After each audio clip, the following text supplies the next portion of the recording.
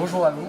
On voulait avoir votre position sur la télémédecine et le lien avec la solidarité et plus particulièrement avec la Méditerranée. Est-ce que vous pouvez nous en dire deux mots? Alors, moi je suis interne en chirurgie urologique, je suis d'origine libanaise, je suis parti du Liban il y a 12 ans et depuis plusieurs années, depuis que je suis en France, en fait, je suis régulièrement contacté par des amis, de la famille, plein de personnes en fait, quasiment toutes les semaines qui me demandent des consultations, qui m'envoient des fichiers d'imagerie, des examens biologiques à interpréter et je pense que tout cela part d'un réel besoin qui est effectivement le manque d'expertise. Et donc là, la télémédecine a toute sa place dans cette partie-là. Donc la télémédecine, c'est un sujet très très vaste où on n'a pas que la télémédecine à proprement parler, mais on peut parler de téléconsultation, de téléexpertise, de télémanipulation en chirurgie. Donc je pense en tout cas pour le Moyen-Orient, il y a vraiment un réel besoin et la télémédecine, à mon avis, l'essence du développement de la télémédecine est solidaire. Donc il faut effectivement se tourner vers ces pays-là. Surtout que là, par exemple, au Liban, on a environ 1 million de réfugiés syriens qui n'ont aucune prise en charge sanitaire et qui sont perdus dans la nature. Et donc à ce moment-là, oui, on peut aussi développer des projets humanitaires basés sur la télémédecine et destinés vers ces populations-là. Est-ce que vous pouvez nous en dire un peu plus sur Innov'Santé, la start-up que vous avez créée? Alors, Innov'Santé est une start-up de e-santé, donc à la base née dans un hôpital public. Et puis, on a voulu en fait apporter une nouvelle vision du système de soins.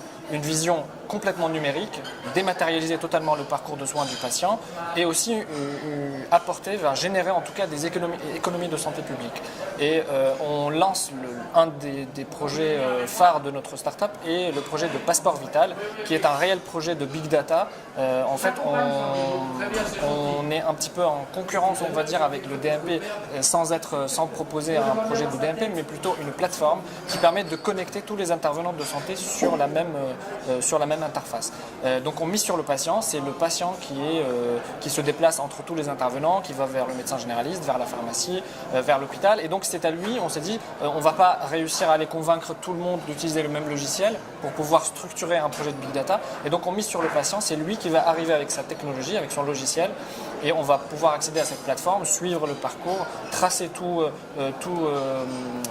les actes, toutes les données sur une plateforme, bien entendu sécurisée, anonymisée, et c'est le patient qui a le pouvoir. Donc on remet vraiment le patient au cœur de la prise en charge. Et donc avec Estelle, qui est notre business developer, on essaye aussi de se tourner vers l'international parce qu'on a vu que c'est plus facile de mettre en place un tel projet dans un pays qui n'a pas de système de santé souverain, comme par exemple le Liban, qui est mon pays d'origine, la Tunisie, qui nous ont contactés il n'y a pas longtemps, on est allé voir le ministère de la Santé. Donc en fait, ces pays-là s'intéressent énormément à ce projet parce qu'ils n'ont pas d'organisation numérique de leur système de soins et on propose notre passeport vital comme une première carte vitale dans ces pays-là avec d'emblée une version 2.0 alors qu'en France, on était à la version 1.0 et on arrive difficilement à passer ce cap. D'accord. Vous pouvez nous en dire un peu plus sur Innov'Santé? Oui, bien sûr. Donc Innov'Santé, c'est une start-up qu'on a créée en avril 2016. À l'heure actuelle, on est déjà une bonne équipe puisque donc Adnan est le fondateur et le CEO. Je suis business développeur. On a 4 développeurs, dont 2 au Liban pour le passeport vital, 2 autres sur 2 autres projets qu'on a en annexe.